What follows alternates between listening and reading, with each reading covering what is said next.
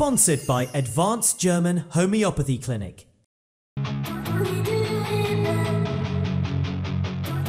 I'm Dr. Manoj Pujar, MD Homeopath, Classical Homeopath, Advanced German Homeopathy Clinic, Varicose Ulcer and Diabetic Wound Care Center.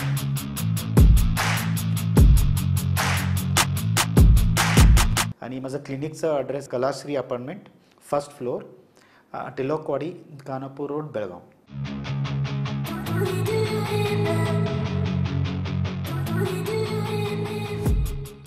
नमस्कार, मी श्वेता अंकले.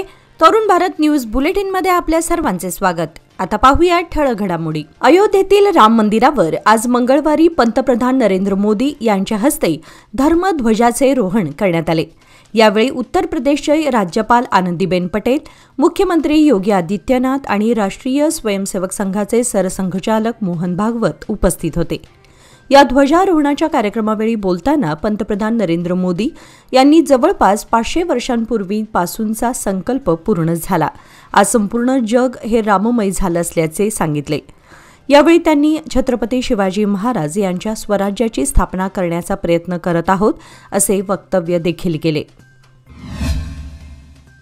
म्हैसूर शहरामध्ये यशस्वीरित्या पार पडलेल्या राज्यस्तरीय वस्तू प्रदर्शनाचे आयोजन आता उत्तर कर्नाटकातील बेळगाव येथे करण्यात आले आहे. 30 नोव्हेंबरपासून ते 1 जानेवारी 2026 पर्यंत सदर प्रदर्शन सीपीएड मैदानावर आयोजित केलं जाणार असून यामध्ये विविध शासकीय योजना, उत्पादने आणि सेवांची माहिती नागरिकांना एकाच छताखाली मिळणार आहेत. या प्रदर्शनाची माहिती कर्नाटक वस्तू प्रदर्शन प्राधिकरणाचे अध्यक्ष अयूब खान यांनी सोमवारी जिल्हाधिकारी कार्यालयातील पत्रकार परिषदेत दिली. प्रदर्शनाचे उद्घाटन पालकमंत्री सतीश जारकिहोळी यांच्या हस्ते होणार आहे. यामध्ये सहकारी दूध संघ, कृषी विभाग, फलोत्पादन, पशुसंवर्धन, मत्स्य व्यवसाय, चर्मोद्योग आदी शासकीय विभागांचे स्टॉल्स सहभागी होणार आहेत अशी माहिती देण्यात आली. यावेळी अपर जिल्हाधिकारी विजयकुमार हुनकेरी आणि इतर अधिकारी उपस्थित होते. प्रदर्शनामुळे बेळगावसह परिसरातील नागरिकांना माहिती, खरेदी आणि शासकीय योजनांचा लाभ घेण्याची संधी मिळणार आहे. गोकाक तालुक्यातील दस्तगीर मोगल या किडनीच्या आजाराने त्रस्त असलेल्या रुग्णाला तातडीची आर्थिक मदत करून सार्वजनिक बांधकाम मंत्री सतीश जारकिहोळी यांनी पुन्हा एकदा सामाजिक बांधिलकीचं दर्शन घडवलं आहे. दस्तगीर मोगल गेल्या अनेक वर्षांपासून किडनीच्या गंभीर आजाराशी झुंज देत होते. आर्थिक परिस्थिती अत्यंत हलाखीची असल्याने उपचारासाठी आवश्यक रक्कम उभी करणं त्यांच्या कुटुंबाला कठीण झालं होतं.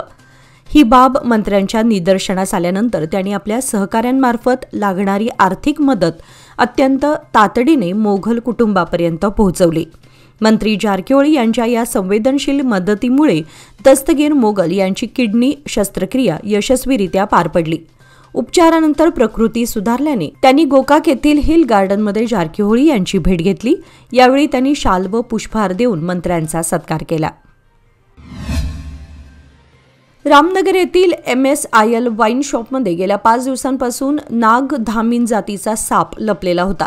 शॉपमध्ये दारूचे हजारो बॉक्स असल्यामुळे साप नेमका कुठे लपला आहे हे शोधणं कठीण बनलं होतं. 5 दिवसांच्या शोध मोहिमेनंतर काल सोमवारी अखेर सर्व बॉक्स आणि साहित्य बाहेर काढण्यात आलं. यानंतर साप पकडण्यासाठी सर्पमित्र चंदन मल्ल्या यांना बोलावण्यात आले. त्यांनी पकडण्याचा प्रयत्न केला, मात्र तो हातातून निसटला आणि शॉपच्या बाहेर उभी असलेली होंडा ॲक्टिवा दुचाकीमध्ये शिरून बसला.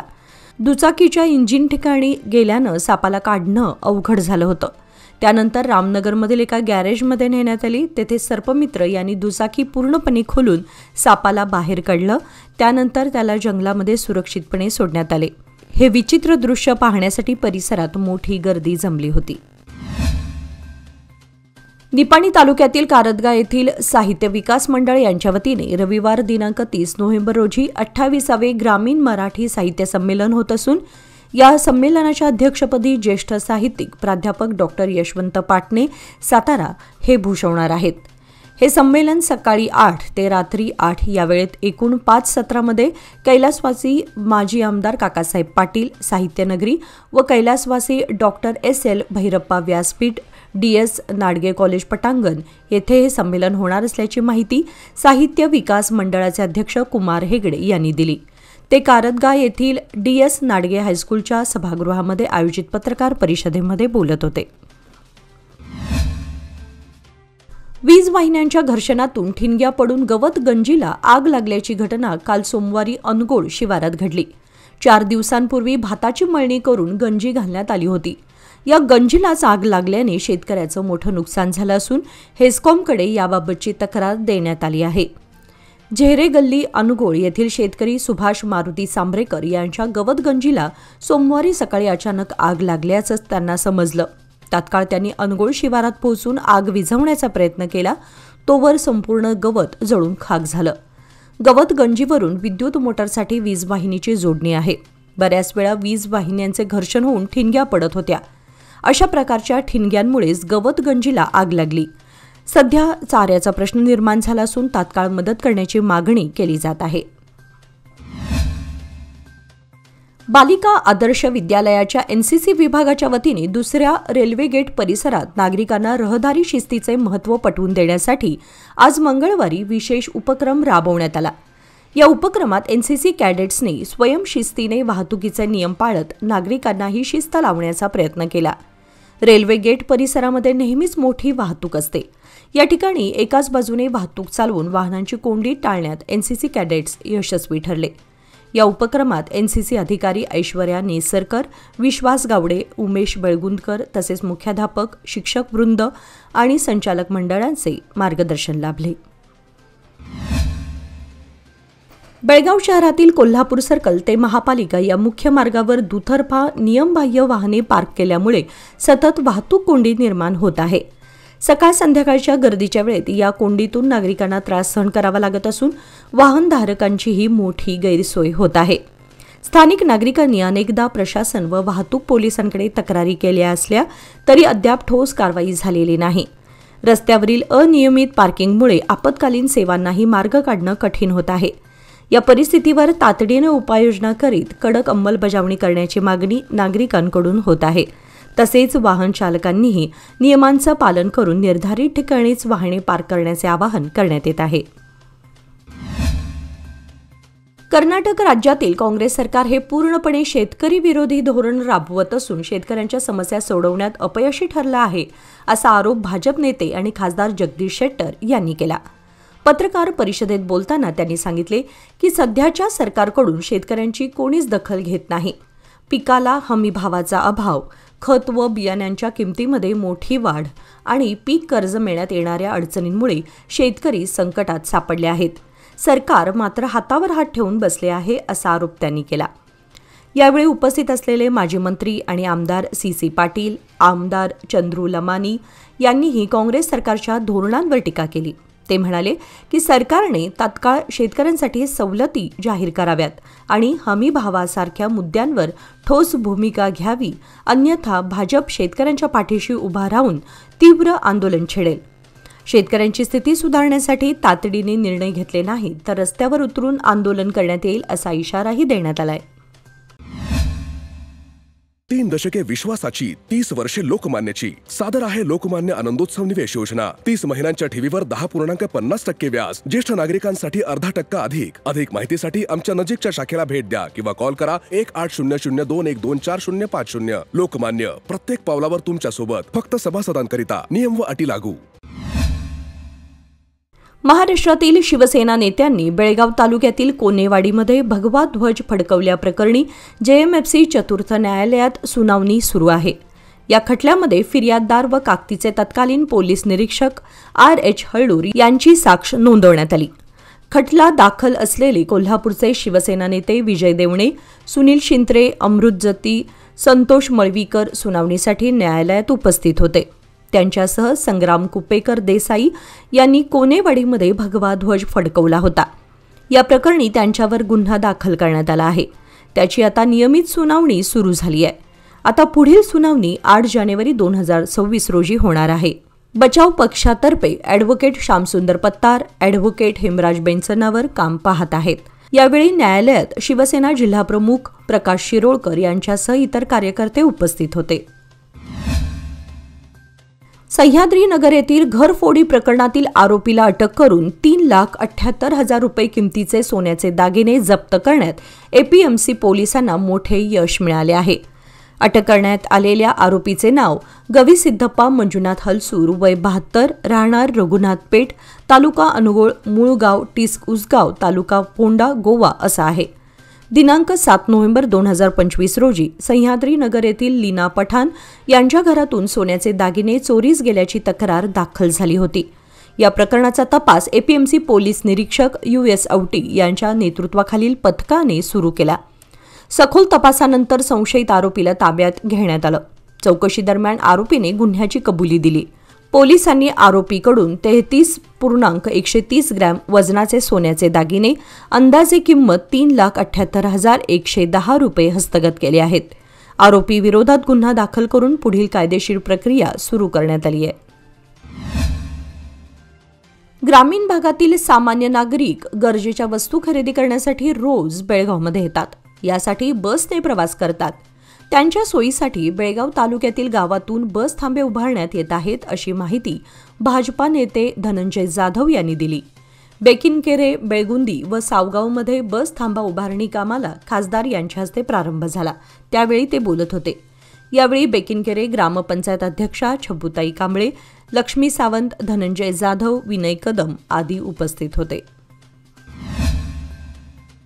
स्वच्छ भारत मिशन योजनेअंतर्गत मोरब ग्रामपंचायतीने उत्तम पद्धतीने कचरा व्यवस्थापनाचा उपक्रम हाती घेतला आहे. ग्रामस्तरावर संजीवनी बचत गटाच्या माध्यमातून घन कचऱ्याचे दररोज संकलन केले जात असून यामुळे गावात स्वच्छतेचा आदर्श निर्माण झाला आहे. मोरब हे गाव रायबाग तालुक्यापासून सुमारे 12 किलोमीटर अंतरावर असून गावामध्ये एकूण 1800 कुटुंबे आहेत.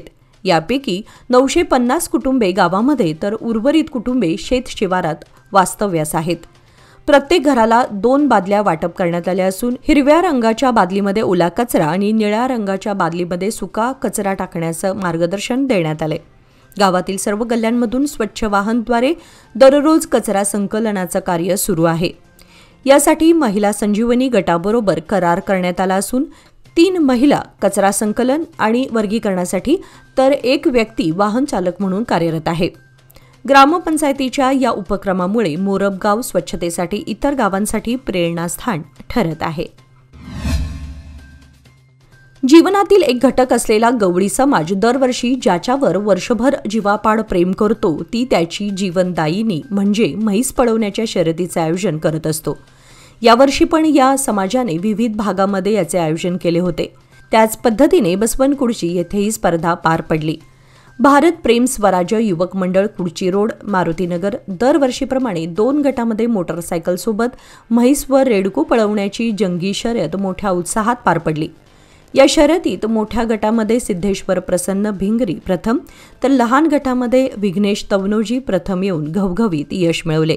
या स्पर्धेतील विजेत्या स्पर्धकांना आकर्षक स्मृतिचषक व रोख रकमेची बक्षिसे देऊन मान्यवरांच्या हस्ते गौरवण्यात आले. त्याचप्रमाणे विविध देणगीदारांनी विजेत्यांना रोख पारितोषिक देऊन स्पर्धा यशस्वी केली. या स्पर्धेसाठी टाइम कीपर म्हणून आणि स्पर्धेचे सूत्रसंचालन प्रकाश बेळगुंदकर यांनी केले. स्पर्धा बघण्यासाठी फार मोठा जनसमुदाय उपस्थित होता. दक्षिण महाराष्ट्र मंडळ संचलित मराठी विद्यानिकेतन शाळेमध्ये महात्मा फुले आंतरशालेय वक्तृत्व स्पर्धा दिनांक 25 नोव्हेंबर 2025 रोजी पार पडल्या. या स्पर्धेमध्ये जवळजवळ 42 शाळेतील 84 स्पर्धकांचा सहभाग होता. प्रमुख पाहुणे व परीक्षक व मराठी विद्यानिकेतन शाळेचे उपाध्यक्ष प्राध्यापक सुरेश पाटील यांच्या हस्ते महात्मा ज्योतिराव फुले व सावित्रीबाई फुले यांच्या प्रतिमेला पुष्पहार अर्पण करून स्पर्धेचे उद्घाटन करण्यात आले. शिक्षण समन्वयक सविता पवार यांनी उद्घाटनपर मनोगत व्यक्त केले. स्पर्धेसाठी क्रांतिज्योती सावित्रीबाई फुले यांचे शैक्षणिक कार्य, पेरियार स्वामी जीवन व कार्य, आधुनिक जगातील डिजिटल आव्हाने, प्रबोधनकार ठाकरे यांचे विचार आणि कार्य असे विषय होते. या स्पर्धेसाठी परीक्षक म्हणून प्राध्यापक सुरेश पाटील, शैलजा मत्तिकोप, बसवंत शहापूरकर, प्राध्यापक प्रसाद वाडेकर, बीबी शिंदे, हर्षदा सुंठणकर उपस्थित होते. यशस्वी विद्यार्थ्यांचे बक्षीस वितरण दिनांक 28 नोव्हेंबर 2025 रोजी ज्योती महाविद्यालय कॅम्प बेळगाव येथे महात्मा ज्योतिबा फुले पुण्यतिथीनिमित्त आयोजित व्याख्यानमालेमध्ये करण्यात येईल. शहर आणि उपनगरातील ठिकठिकाणी निर्माण झालेले कचऱ्याचे ब्लॅक स्पॉट महापालिकेसमोर मोठे आव्हान ठरत आहेत. नागरिकांकडून वारंवार रस्त्यावर कचरा फेकण्याच्या प्रकारामुळे महापालिका डोकेदुखीत सापडली आहे. त्यामुळे हे ब्लॅक स्पॉट कायमचे हटवण्यासाठी आता वेगवेगळ्या अनोख्या क्लुप्त्या वापरण्यात येत आहेत. महात्मा फुले रोड शहापूर परिसरातील एक महत्त्वाचा ब्लॅक स्पॉट महापालिकेने नुकताच हटवला. या ठिकाणी पुन्हा कोणी कचरा टाकू नये यासाठी प्रशासनाने फुलांचे हार, छोट्या रोपांची कुंडी आणि विशेष म्हणजे कापडाने तयार केलेला पुतळा उभारला आहे. हा पुतळा आणि सजावट पाहून नागरिकांमध्ये उत्सुकता निर्माण झाली असून ही कल्पकता सध्या चर्चेचा विषय बनली आहे. महापालिकेच्या या अभिनव उपक्रमाचे काहींनी स्वागत केले आहे तर काहींनी त्यावर टीकाही केली. मात्र यामुळे त्या भागात सध्या तरी स्वच्छता राखली जात आहे. महापालिका अधिकाऱ्यांनी सांगितले की नागरिकांनी जागरूक राहून सार्वजनिक ठिकाणी कचरा न टाकता ठरवलेल्या डब्यांमध्येच कचरा टाकावा यासाठी जनजागृतीही केली जात आहे. ज्ञान प्रबोधन मंदिर ICSE स्कूलमधील ज्युनियर NCC विद्यार्थ्यांनी 78वा NCC स्थापना दिन मोठ्या उत्साहात साजरा केला. या निमित्ताने शाळेच्या परिसरात वृक्षारोपण उपक्रमाचे आयोजन करण्यात आलं. कार्यक्रमाला शाळेचे प्रशासक डॉक्टर गोविंद S. पेलिंग आणि NCC ANOTO अक्षता चौगुले यांची उपस्थिती लाभली. कार्यक्रमाची सुरुवात अक्षता चौगुले यांनी NCC स्थापना दिनाच्या परिचयाने केली. त्यानंतर प्राप्ती होसुरकर हिने प्रेरणादायी भाषण करून NCC असल्याचा अभिमान आणि अनुभव सर्वांसमोर मांडला.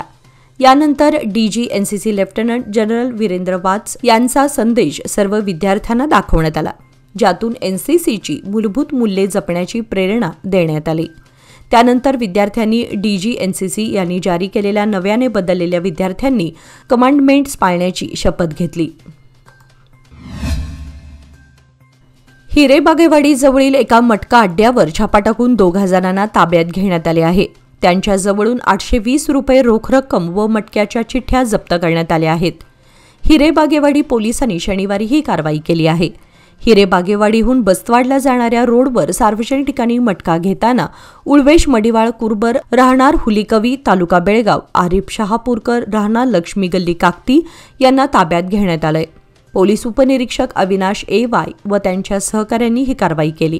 या 2 जणांवर FIR दाखल करण्यात आलाय. याचबरोबर आजचे बातमीपत्र इथे संपले. अधिक माहिती आणि ताज्या घडामोडींसाठी पाहत रहा तरुण भारत न्यूज चॅनल.